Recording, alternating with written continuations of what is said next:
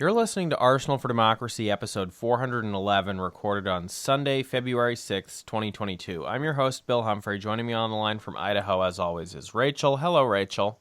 Hi, Bill. This week we're talking about the Washington Naval Treaty of 1922. On February 6, 1922, 100 years ago today as we're recording, as part of a series of multilateral agreements on Pacific and Mediterranean security affairs negotiated between November 1921 and February 1922 in the U.S. Capitol, the Washington Naval Treaty was signed between 5 of the recent victorious Allied powers of World War I: the U.S., the British Empire on behalf of itself and Australia, France, Japan, and Italy. It sought to halt a brewing naval arms race among friendly nations that had just disarmed the competition for about a decade. And Russia was still embroiled in a civil war without much of a fleet left to speak of. For our show's focus on the American perspective and motivations of the 1922 treaty, and worth underscoring because it was signed in Washington, not Europe, we can say that this arms race was extremely unpopular with the American public and unwanted by the Harding administration, which had assumed office after the arms buildup policy was started in the late Wilson administration. Britannica notes that the naval treaty specifically emerged from, quote, the opening proposal at the conference by U.S. Secretary of State Charles Evan Hughes to scrap almost 1.9 million tons of warships belonging to the great powers. This bold disarmament proposal astonished the assembled delegates, but it was indeed enacted in a modified form, end quote. And as always, all of our sources, which there are many of today, will be available in a PDF posted at arsenalfordemocracy.com with this episode when it goes live. Now, ironically, Charles Evan Hughes had nearly been elected U.S. president over Woodrow Wilson in 1916, but he lost apparently in part because of his public support for the U.S. to build up its defense capabilities.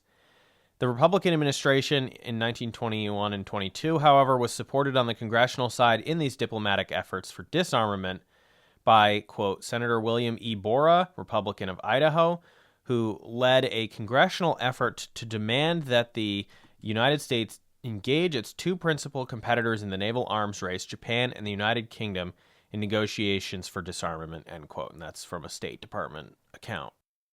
The 1922 treaty was primarily aimed at curbing a post-World War I naval arms race in the Pacific between the British Empire and Japan, which had just wound down a 20-year defense pact, as well as the newly preeminent United States. While it didn't completely succeed, it probably rates as more of a success story than most of the other interwar diplomatic peace initiatives, even if we all know how things ultimately culminated between the three Pacific naval powers in December 1941. And as we'll see today, the specific terms of the 1922 agreement did end up having some fairly profound directional effects on the course of naval capacity, doctrine, and outcomes in the Pacific theater, in no small part due to what was emphasized and what was de-emphasized in the limitations set back in 1922.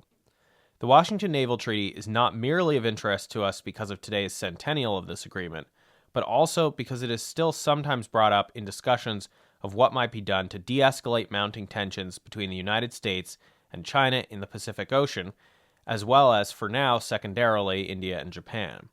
For example, in the past several years, you can find articles in publications such as National Interest and The Diplomat debating the present-day relevance of this comparison. So what was actually in the Washington Naval Treaty? Let's talk about overall restrictions first.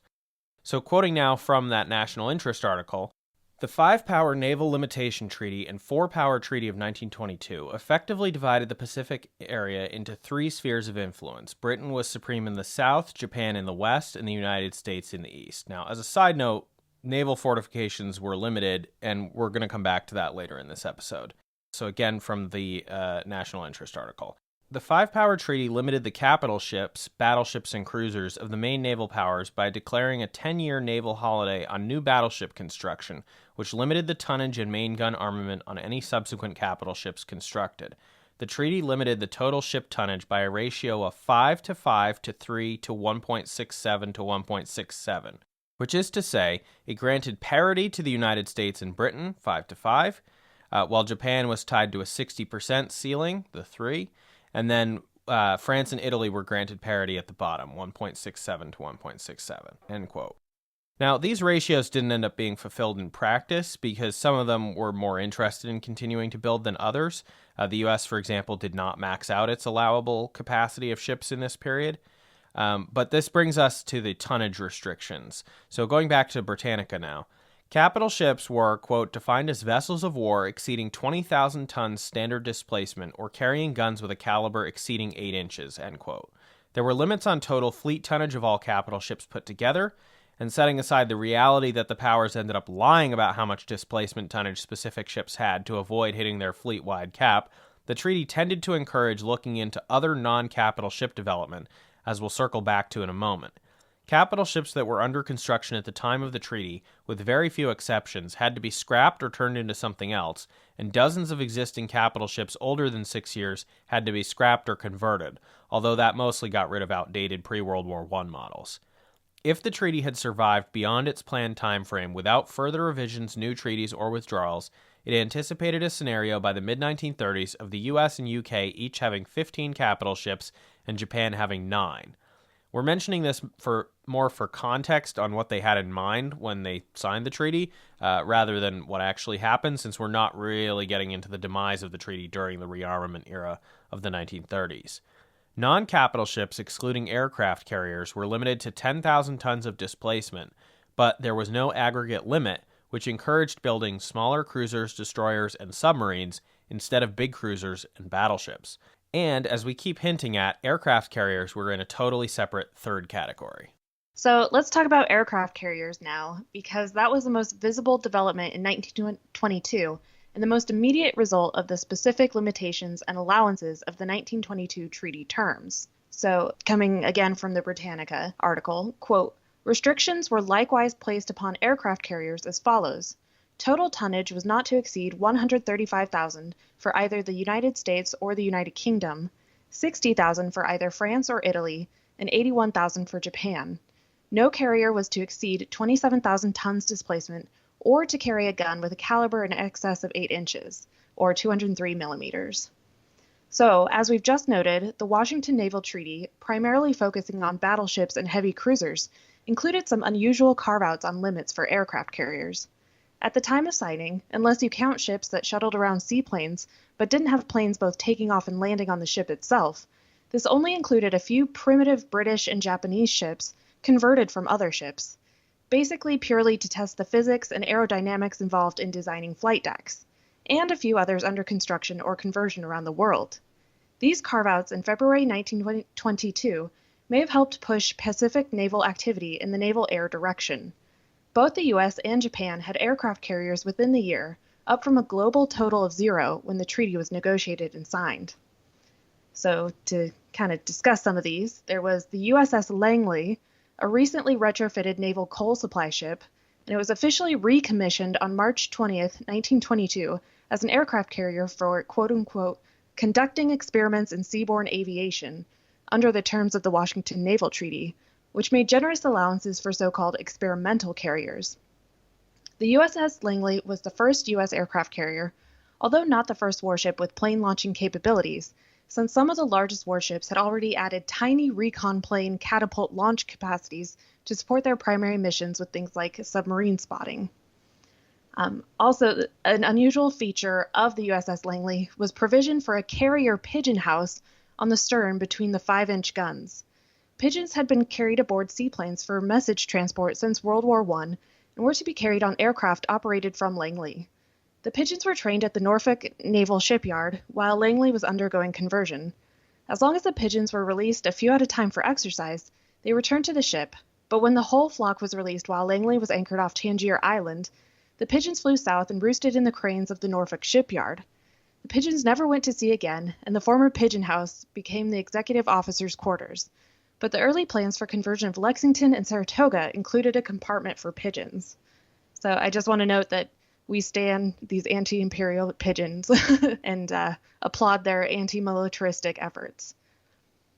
Also under the terms of the treaty, the U.S. and Japan each immediately halted production of 2 capital ships and began converting the hulls into aircraft carriers, but that could only be done over the course of several years. Other capital ships in production had to be scrapped at significant losses because there was a limit on conversions, but it was still cheaper than finishing them.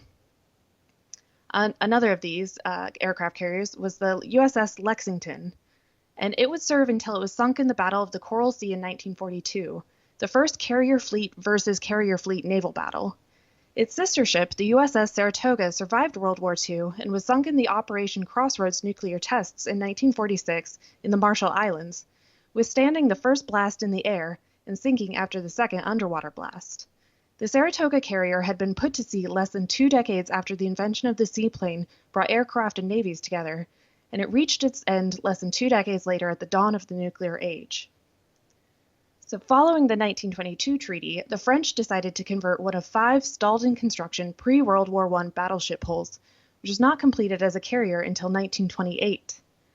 The U.S., however, was not the only signatory to manage to put an aircraft carrier to sea the same year as the 1922 Washington Naval Treaty, and conversions weren't the only kind of carrier. Japan had long been very interested in building up its naval capacities, and they had been playing around with using ships to shuttle the recently invented seaplane into position for aerial attacks on ports and ships since the innovative 1914 operations against the German fleets in ports in East Asia. But capital ships were still presumably going to be the future core of any naval strategy.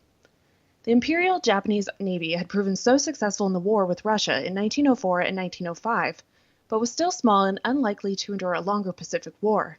It needed to be bigger and better supported. On the flip side, however, in 1922, Japan was short on funds, and in the middle of its Taisho period of democratic parliamentary government, an interest in international engagement over warfare. In fact, one Japanese negotiator dispatched to the U.S. in 1921 and 1922 was Prince Tokugawa Ieyasu, the foremost advocate for liberal democracy and internationalism in Japan during the Taisho period. The lead negotiator was Navy Minister and Admiral Kato Tomosaburo, who shared the view that Japan couldn't sustain the naval arms race. These various conflicting impulses in Japanese policy were neatly resolved for a while with the 1922 treaty in Washington, by conforming on the one hand to the expectations of the international community, with the benefit of perhaps saving some money, but on the other hand forging ahead into new arenas, such as aircraft carrier development, or perhaps we should say experimentation. And as previously mentioned, Japan had indeed been experimenting with both seaplane carrier tactics and since 1920 with a retrofitted flight deck for conventional takeoff and landing on the Wakamiya-kan. So in the final week of 1922, Japanese finished their, and the world's, first purpose-built aircraft carrier, the Hosho, which was not a retrofit, unlike the British experiments of 1918 to 1921, and unlike the USS Langley. It was also classified as an experimental ship for the purposes of the Washington Naval Treaty. Hosho went into action 10 years later against China and remained in various uses until after World War II, including being deployed in 1942 in the Battle of Midway, the stunning and decisive carrier fleet battle between the U.S. and Japan, just 20 years after the Washington Naval Treaty. The next purpose-built carrier was Britain's HMS Hermes, which had actually been ordered back in April 1917, a few years after the sinking of an earlier HMS Hermes that had been testing recon plane catapults, but which took forever to finish. It wasn't completed until February 1924, 2 years after the Washington Naval Treaty and nearly a year after Japan finished Hosho. Hermes had an extensive and very much not experimental career of service in the interwar period, in World War II, until it was sunk in the Indian Ocean by Japanese planes during the Japanese Indian Ocean raid of April 1942, while attempting to make a run for safety without any aircraft on board to defend itself. This battle was a bitter defeat for the Royal Navy in the Eastern Theater of the war, and confirmed something we're going to discuss later in the episode, which is the extremely overextended strategic position of the British Navy after the 1922 treaties, which those treaties reflected rather than caused. The incident is also the inverse of the decisive success of the U.S. carrier fleet at Midway a couple months later, again painting a symbolic picture of the trajectory of the U.S. versus the UK from 1922 to 1942. Obviously, it's worth acknowledging here that both the U.S. and Japan had an immense theoretical interest in testing and developing aircraft carrier capacity for the Pacific theater, specifically because of the vast open ocean distances, without enough places to put air bases in range of anything useful. But it was already obvious that aircraft were a game changer for warfare broadly and needed to be incorporated. For comparison today, a century after 1922, the U.S. has 11 aircraft carriers with 2 more under construction. China has 2, and India has 1. These latter 2 countries have more coming online this year and still more under construction or planned. The UK has 2. Among these 4 countries, including the US, A lot of these carriers are new in just the last few years or the last decade. Russia has 1 out of commission and prolonged repairs in the Arctic, and 2 under construction. Interestingly, France still has 8, and Italy still has 2, with 1 under construction. Japan has a little one for helicopters, and so do Australia, South Korea, and Thailand. There are others, but these are the relevant ones for global power production and Pacific or Indian Ocean action. So, it's clear why some people would draw modern comparisons to the early 1920s naval arms race, albeit with aircraft carriers instead of battleships and battle cruisers as the main focus. However, there's also a fair amount of criticism these days about the practicality of carrier fleets in any actual war scenario now that so-called quote-unquote carrier killer anti-ship ballistic missiles are relatively easy to obtain, and Russia, China, India, and Iran all definitely have them. Thus far, no convincing missile defense technology exists to block them. So, in a state versus state war, what's going to keep the carriers from all being sunk immediately? This was obviously not the situation in the years 1922 to 1945, or even a few decades later. Anyway, the big upshot of the February 1922 Washington Naval Treaty, which was relatively simply written, was that it more or less had its intended effect on limiting the size of industrial heavy cruisers and battleships and their total numbers, but it spurred a somewhat unanticipated flurry of activity in building sub-capital ships and aircraft carriers because of the loopholes explicitly or implicitly left in the treaty. One thing none of the sources we read mentioned, with the exception of one article that only mentioned it in relation to France, but which we must imagine would have had a profound effect on deciding this course, contrary to all protestations about the need to cut back fiscally ruinous and provocative arms races, was the number of jobs involved in the naval shipyards of these 5 countries, or apparently not in France due to wartime production choices that had de-emphasized shipyards already. However, capital ships represented significant multi-year commitments to build and enormous sunk costs per ship once started, whereas non-capital ships would have been more flexible little projects and likely involving far more economies of scale with mass production and interchangeable parts.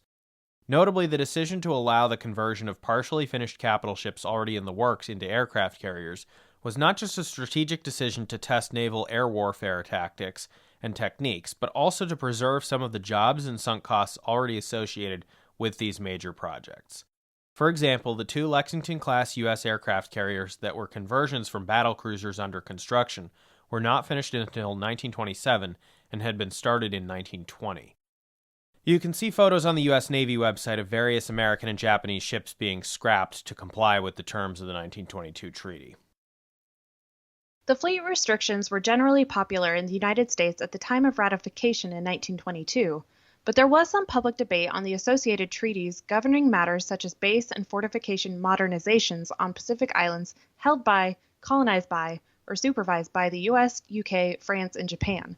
These restrictions were also intended to ratchet down tensions and reduce pressure to build up arms, but many members of the U.S. Navy in particular worried that limiting the expansion of fortifications in the Pacific would endanger U.S. holdings in Hawaii, Guam, and the Philippines.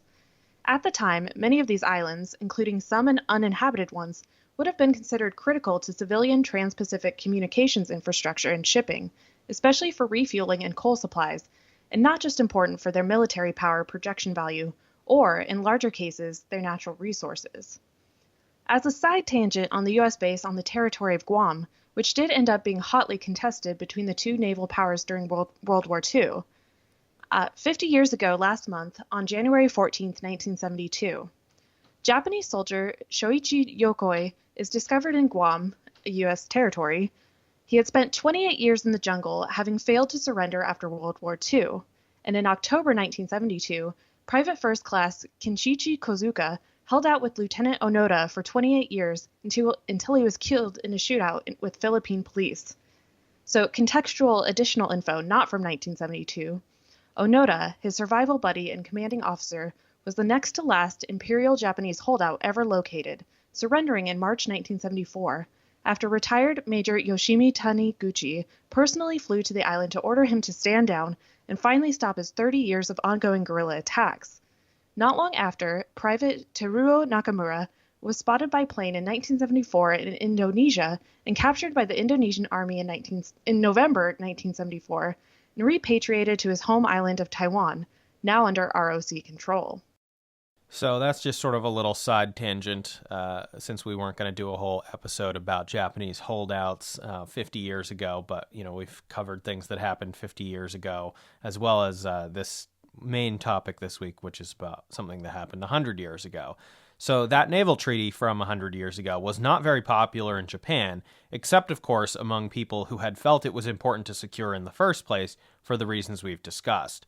To the Japanese negotiators, including Admiral Tomosaburo, a 60% ratio of Japanese capital ships to American capital ships was a fiscally reasonable figure and realistic for Japan's size and status. Tomosaburo was appointed prime minister a few months after signing the various conference treaties, and spent his year as head of government implementing their terms with gusto before succumbing to cancer. By contrast to Japanese militarists and jingoists, who had been in the minority in the delegation to Washington but had many supporters back home, that ratio was humiliating at best and maybe even dooming Japan to inevitable military defeat against the U.S., or worse, the U.S. and UK together, particularly now that the British were no longer willing to automatically side with Japan if it were attacked in the Pacific, which had been in the terms of the 1902 Defense Pact.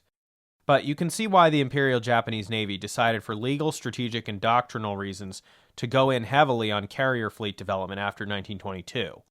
By the start of the war between Japan and the U.S., which was launched from carrier fleets moved into range of Pearl Harbor and other Allied bases and ports in Asia, Japan actually had 10 carriers to the American 7, of which only 3 were in the Pacific at the time. For its part, Britain was now totally overextended coming out of the 1921 and 1922 negotiations, reflecting its decline and struggle to continue materially supporting a stronger diplomatic position necessary to sustain naval supremacy.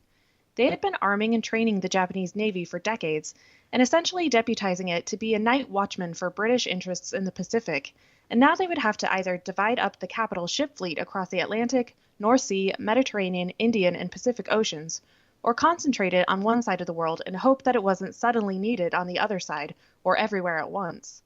The U.S. was content to agree to parity, not only for prestige reasons, but also because they were content to maintain a large Pacific fleet on the West Coast and in Hawaii, and enough of a fleet in the Atlantic to protect the East Coast, Gulf Coast, and Panama Canal, without feeling a need to be everywhere in the world all at once. The 1922 treaty in many ways effectively sealed the fate of Britain to be dependent on the United States and never again hypothetically able to challenge the U.S. or take the opposite side in a conflict. The security of British interests in the Pacific and the Atlantic now depended permanently on U.S. Navy support. But again, the treaty was just the visible manifestation of a material reality, because if they had been in a position to get a better deal with more favorable limits, and in a position to build to those higher limits, they would have negotiated that. But they were not, and could not, and thus did not. This was further made obvious as the British struggled to afford to keep up production levels of even sub-capital ships after 1922 at levels necessary to patrol their worldwide empire and its complicated supply lines. Additionally, the British had completely failed in Washington to negotiate not only a total ban on military submarines, but actually any restrictions at all, really. They saw armed U-boats as an existential threat because of their shipping lane and convoy raiding capabilities, whereas the other powers saw them as a cheap defensive countermeasure to expensive capital ships. The French came out vastly worse than the British. Not only did they have many of the same strategic considerations in terms of far-flung colonial possessions stretching all around the world from the North Sea to the North Atlantic, to the Riviera, to Algeria, to West Africa, to the Caribbean, to the Indian Ocean, and on to Southeast Asia and Pacific Islands, but during the Great War, they had converted their entire national shipbuilding capacity toward emergency land-based defense materiel production in a frantic effort to prevent the German army from breaking through the stalemate on the Western Front. They already had a smaller navy to begin with, but now it was hopelessly out of date, and they were no longer going to be allowed to rebuild it. Again, this negotiated defeat reflects the material inferiority of France relative to the other powers by 1921.